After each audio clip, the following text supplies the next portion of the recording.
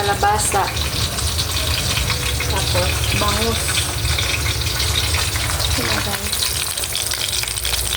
Bangus. Ano ko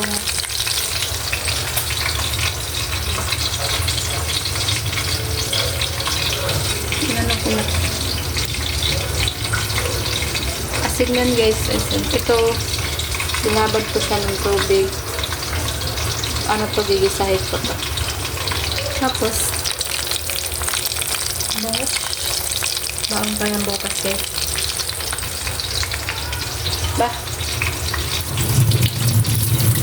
Pero meron din naman dito. Meron naman dito pagkain. Sauce. Ano kaya ito? Di ko alam kung ano ito. So, ayan ang pakit na lang siya. So, meron pa dito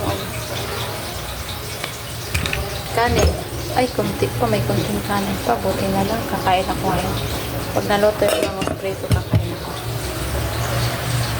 Semer. So, nang grocery kami guys. Kung ano, ang day off namin. So, ngayon magluluto ako ng pasit kahapon para sa Genesis. So, guys. Naman mag-isip. Ito yung palaman. Aray ko. Ang tigas guys.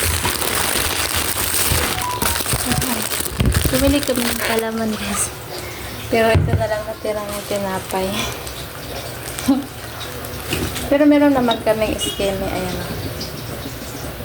Escape. So, busin muna natin yan. Magan-gan lang siya. So, balik ko naman ito. Ayun pa dito, may dilata kami dyan. Malalim.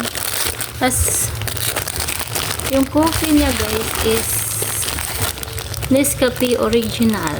Sarap at aroma ng dark roast coffee. Tapang katawan, gising na isipan. So, ayan ang bear brand. Dati favorite ko tong bear brand. Ngayon ano na. Dito na yung favorite ko ngayon. Asa na yung birch tree. Nasa ilalim yung birch tree guys. Nasa ilalim yung birch tree. Yan yung pasit. Kaya may bigas kami guys. Isang sak. Ano yan? 25 kilos lang yan ng bigas. Ba? 25 kilos.